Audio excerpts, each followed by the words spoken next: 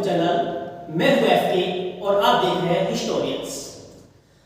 अपने इस चैनल पर हम आज से भारतीय संविधान तथा भारतीय राज्य व्यवस्था को भी शुरू करने जा रहे हैं और इसी कड़ी में आज का जो हमारा पहला टॉपिक है वह भारतीय संविधान से संबंधित संविधान सभा है। इस चैप्टर को शुरू करने से पहले सबसे पहले हमें यह जानना होगा कि जो संविधान होता है वह होता क्या है। तो जो संविधान है वह किसी देश की शासन व्यवस्था को सुगमता पूर्वक तथा सुचारू रूप से चलाने के लिए कानूनों तथा विनियमों का संग्रह होता है। अब हम बात करते हैं भारतीय संविधान में संविधान सभा की। सर्वप्रथम 1922 में महात्मा गांधी ने कहा कि भारतीयों के लिए संविधान निर्माण करने के लिए एक संविधान सभा होनी चाहिए। इसके पश्चात अगस्त 1940 में, जिसको अगस्त प्रस्ताव के नाम से भी जाना जाता है, इस अगस्त प्रस्ताव में अंग्रेजों ने भी स्वीकार किया कि भारतीयों के संविधान का निर्माण करने के लिए एक संविधान सभा का निर्माण किया जाएगा, लेकिन इसमें मुख्यतः सदस्य भारतीय होंगे। हमने इस प्रस्ताव को अस्वीकार कर दिया। यहां पर जो हमें दिक्कत थी वह इस शब्द मुख्यतः से थी, अर्थात क्या अंग्रेजों का यह कहना था कि इसमें मुख्यतः या मुख्य रूप से तो भारतीय सदस्य शामिल होंगे, लेकिन इसके अंदर अन्य लोग भी शामिल होंगे। इस कारण से हमने इस प्रस्ताव को अस्वीकार कर दिया। इसके पश्चात क्रिप्स मिशन के द्वारा क्रिप्स मिशन, जो कि भारत में 1942 में आया था, इसके द्वारा यह बात कही गई कि भारतीयों के लिए एक संविधान सभा का निर्माण किया जाएगा, लेकिन इस संविधान सभा का निर्माण जो है वह द्वितीय विश्व युद्ध की समाप्ति के पश्चात किया जाएगा। इस प्रस्ताव को भी हमने अस्वीकार कर दिया, क्योंकि हमारा यह कहना था कि द्वितीय विश्व युद्ध के दौरान ही संविधान सभा का निर्माण क्यों नहीं किया जा सकता। इस कारण से इस प्रस्ताव को भी अस्वीकार कर दिया। महात्मा गांधी ने इस प्रस्ताव के बारे में कहा कि यह किसी दिवालिया हो चुके बैंक का चेक है, इसको पोस्ट डेटेड चेक भी कहा जाता है। और यह इसके ऊपर यह टिप्पणी जो है वह महात्मा गांधी ने की थी। इसके पश्चात भारतीयों के लिए संविधान निर्माण करने के लिए 1946 में जब ब्रिटिश गवर्नमेंट के नए प्रधानमंत्री एटली अपने मंत्रिमंडल के 3 सदस्यों को भारत में भेजा। अब ये जो 3 सदस्य थे उनके नाम हैं lord Patrick Lawrence, sir Stephen Cripps, और जो तीसरे व्यक्ति हैं उनका नाम है एबी अलेक्जेंडर। इसको कैबिनेट मिशन योजना के नाम से जाना जाता है। कैबिनेट मिशन योजना के नाम से जाना जाता है। इस कैबिनेट मिशन योजना के तहत भारत के संविधान निर्माण करने के लिए एक संविधान सभा का गठन किया जाना था, और इस कैबिनेट मिशन योजना के तहत संविधान सभा के गठन के लिए जुलाई 1946 में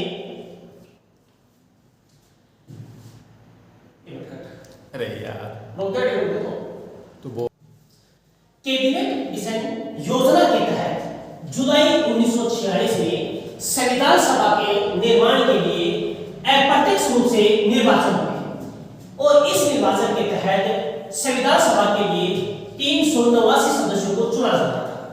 अब हम बात करते हैं कि ये जो 389 सदस्य चुने जाने थे वह किस तरीके से चुने जाने थे। यहां पर सवाल यह भी बनता है कि संविधान सभा के निर्माण के लिए 389 सदस्य ही क्यों चुने जाने थे। तो इसके लिए कहा जाता है कि जिस समय 1946 में जब ये प्रस्ताव आया, उस समय भारत की जो जनसंख्या थी वह लगभग 40 करोड़ थी, तथा कैबिनेट मिशन योजना के तहत यह तय किया गया कि 10 लाख की जनसंख्या के ऊपर एक प्रतिनिधि का चयन किया जाएगा। इस कारण से इसके अंदर जो सदस्यों की संख्या थी वह 389 थी। अब हम बात करते हैं कि ये जो 389 सदस्य थे वह किस प्रकार से, जहां पर हम देखते हैं कि टोटल सदस्य जो 389 थे, उस 389 के अंदर 292 जो सदस्य थे वह ब्रिटिश प्रांत से थे, 4 सदस्य जो थे वह चीफ कमिश्नर क्षेत्रों से थे और 93 जो सदस्य थे वह देशी रियासतों से थे। अब क्वेश्चन ये बनता है कि ये जो सदस्य थे 389, क्या इन सदस्यों का निर्वाचन हुआ था या ये मनोनीत हुए थे? तो हम बात करते हैं कि ये जो सदस्य थे वह निर्वाचित भी हुए थे और मनोनीत भी हुए थे, जहां पर हम देखते हैं कि 292 प्लस 4 296 जो सदस्य थे जो कि ब्रिटिश प्रांतों से थे, इन सदस्यों का निर्वाचन हुआ था, जबकि जो देशी रियासतों से जो सदस्य थे वह मनोनीत किए गए थे। आगे हम बात करते हैं कि उस समय भारत पर 2 तरीके से अधिकार किया जाता था। एक तो ब्रिटिश प्रांत वे क्षेत्र कहलाते थे जिनके ऊपर ब्रिटिश गवर्नमेंट का प्रत्यक्ष रूप से अधिकार होता था, तथा देशी रियासतें वो थी जिनके ऊपर राजा महाराजाओं का अधिकार होता था और वे ब्रिटिश गवर्नमेंट तथा जनता के बीच में मध्यस्थ थे। इस प्रकार ब्रिटिश गवर्नमेंट के द्वारा भारत के ऊपर शासन किया जाता था। जहां पर बात करते हैं 4 चीफ कमिश्नर क्षेत्रों की, तो जो 4 चीफ कमिश्नर क्षेत्र थे वो थे नंबर 1 दिल्ली, नंबर 2 अजमेर मेरवाड़ा, तीसरा है कुर्ग जो कि वर्तमान में कर्नाटक में है, और चौथा है बलूचिस्तान।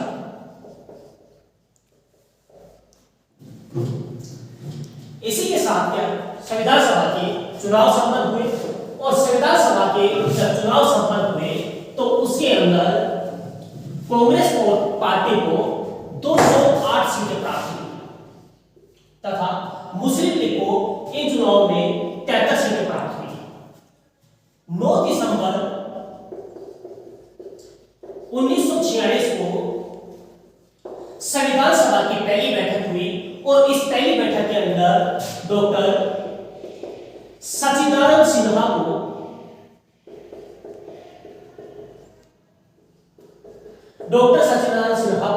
संविधान सभा का अस्थायी अध्यक्ष बनाया गया। अब क्वेश्चन ये बनता है कि डॉक्टर सच्चिदानंद सिन्हा को ही संविधान सभा का अस्थायी अध्यक्ष क्यों बनाया गया? तो इसका सीधा सा जवाब है कि जो डॉक्टर सच्चिदानंद सिन्हा थे वह संविधान सभा के अंदर सबसे बुजुर्ग सदस्य थे, इस कारण उनको संविधान सभा का अस्थायी अध्यक्ष बनाया गया। संविधान सभा की प्रथम बैठक का मुस्लिम लीग ने बहिष्कार किया। संविधान सभा की प्रथम बैठक के अंदर जो भाग लेने वाले सदस्यों की संख्या थी वह 207 थी और इस संविधान सभा में 9 महिलाएं थी जिन्होंने संविधान सभा की प्रथम बैठक के अंदर भाग लिया था। आगे हम बात करते हैं तो 11 दिसंबर 1946 को संविधान सभा का द्वितीय बैठक हुई और इस बैठक के अंदर डॉक्टर राजेंद्र प्रसाद को संविधान सभा का स्थायी अध्यक्ष चुना गया। आगे हम देखते हैं कि पंडित जवाहरलाल नेहरू ने संविधान सभा के अंदर उद्देश्य प्रस्ताव पास किया। तो जो पंडित जवाहरलाल नेहरू थे उन्होंने 13 दिसंबर 1946 को संविधान सभा के अंदर उद्देश्य प्रस्ताव पारित किया, उद्देश्य प्रस्ताव प्रस्तुत किया और इस उद्देश्य प्रस्ताव को 13 दिसंबर 1946 को स्वीकार नहीं किया गया क्योंकि संविधान सभा के जो सदस्य थे जैसे कि एम जेकर और डॉक्टर भीमराव अम्बेडकर का यह मानना था कि जब तक मुस्लिम लीग इसके अंदर शामिल नहीं हो जाती तब तक किसी ऐसे उद्देश्य प्रस्ताव को स्वीकार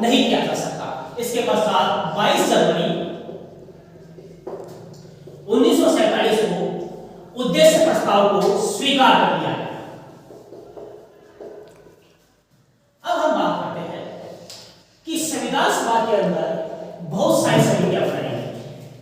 थोड़ा इन समितियों के बारे में बात करते हैं कि संविधान सभा में कौन कौन सी समितियां बनाई गई थी। तो हम देखते हैं संघ संविधान समिति, और इस संघ संविधान समिति के जो अध्यक्ष थे वो पंडित जवाहरलाल नेहरू थे।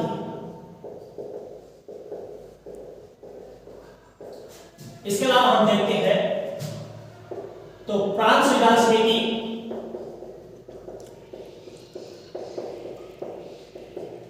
इसके अध्यक्ष सरदार वल्लभ भाई पटेल। इसके अलावा अगर हम देखते हैं तो इसके अंदर एक थी संचालन समिति। अब संविधान सभा का अध्यक्ष डॉक्टर राजेंद्र प्रसाद को बना दिया गया था, इसलिए इसके संचालन की जो जिम्मेदारी है वह भी डॉक्टर राजेंद्र प्रसाद की है। इसके अलावा जो इसके अंदर एक मुख्य महत्वपूर्ण समिति थी उसका नाम था प्रारूप समिति, और प्रारूप समिति के जो अध्यक्ष थे वो थे डॉक्टर भीमराव अम्बेडकर। अब हम बात करेंगे प्रारूप समिति के ऊपर कि प्रारूप समिति क्या थी, इसका कार्य क्या था तथा इसका गठन कब किया गया। प्रारूप समिति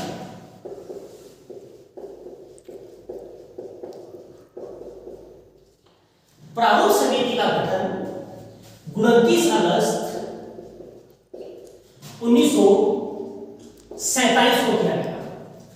इस प्रारूप समिति के अंदर 7 सदस्य थे, और ध्यान रखें यहां पर जो 7 सदस्यों की बात हो रही है उन 7 सदस्यों के अंदर डॉक्टर भीमराव अम्बेडकर भी शामिल है। अर्थात कहने का मतलब है कि प्रारूप समिति में अध्यक्ष सहित 7 सदस्य थे।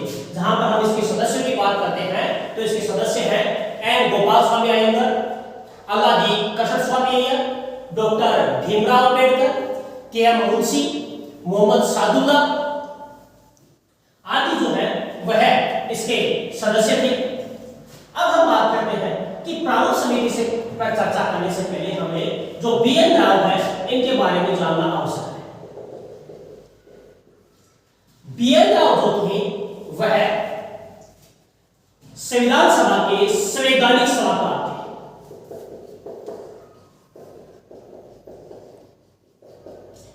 संवैधानिक सलाहकार थे और इन्हीं के द्वारा भारतीय संविधान का प्रारूप तैयार किया गया था। जो भारतीय संविधान का जो प्रारूप तैयार किया गया था वह बी.एन. राव के द्वारा तैयार किया गया था। इसको ड्राफ्ट भी कहा जाता है। और जो प्रारूप समिति का कार्य था वह संविधान के लिए प्रारूप तैयार करने का नहीं था, बल्कि इसका कार्य यह था कि बी.एन. राव ने जो प्रारूप तैयार किया है उसके ऊपर विचार विमर्श करने का था। इसी के साथ जहां हम बात करते हैं प्रारूप समिति के जो अध्यक्ष थे वह डॉक्टर भीमराव अम्बेडकर थे। डॉक्टर भीमराव अम्बेडकर को भारतीय संविधान का जनक कहा जाता है, क्योंकि भारतीय संविधान के निर्माण में जो महत्वपूर्ण भूमिका थी, सबसे ज्यादा जो महत्वपूर्ण भूमिका थी वह डॉक्टर भीमराव अम्बेडकर की थी।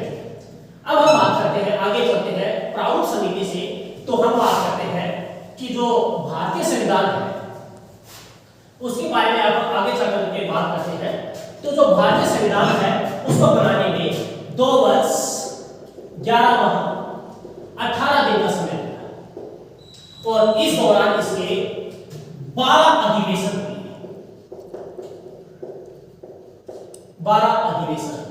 अब मैं इसको कहूंगा 11+1, क्योंकि कई बुक में लिखा हुआ मिलता है कि इसके 11 अधिवेशन हुए थे, जबकि ये नहीं भूलना चाहिए कि 24 जनवरी 1950 को इसका अंतिम अधिवेशन भी हुआ था। इसलिए ये जो अधिवेशन माने जाते हैं वह 11+1 माने जाते हैं, अर्थात इसके 12 अधिवेशन हुए थे।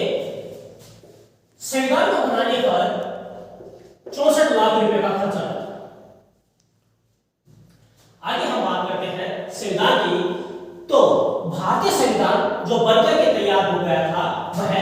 26 नवंबर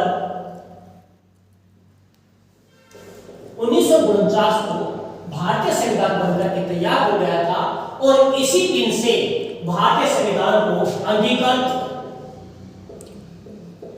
आत्मार्पित, अधिनियमित किया गया। और इसी कारण से जो 26 नवंबर का जो दिन है वह संविधान दिवस के रूप में मनाया जाता है।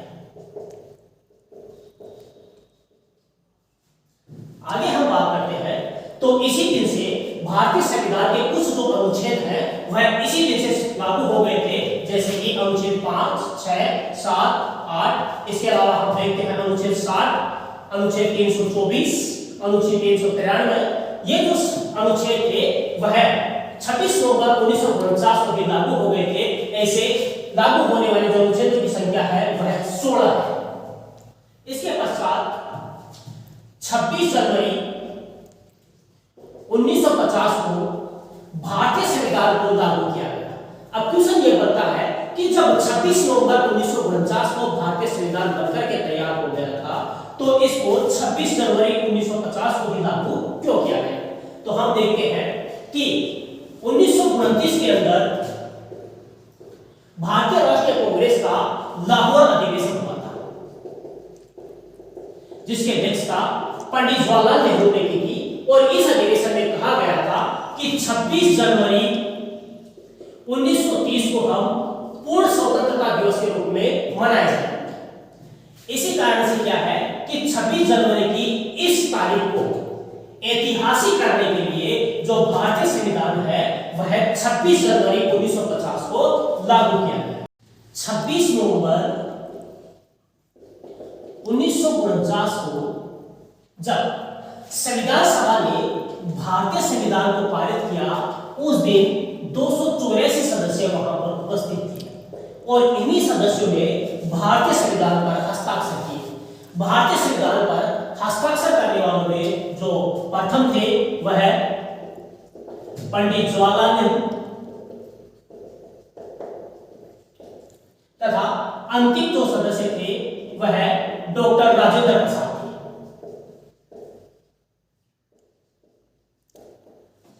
इस दिन अपनाए गए संविधान के अंदर 395 अनुच्छेद, 22 भाग तथा 8 अनुसूचियां शामिल थी। वर्तमान समय में अनुच्छेद और भाग तो वैसे ही है, लेकिन जो अनुसूचियों की जो संख्या है वह बढ़कर के 12 हो गई है। इस प्रकार आज हमने देखा कि भारतीय संविधान सभा का गठन किस प्रकार हुआ तथा किस प्रकार उन्होंने भारतीय संविधान का निर्माण किया। ओके।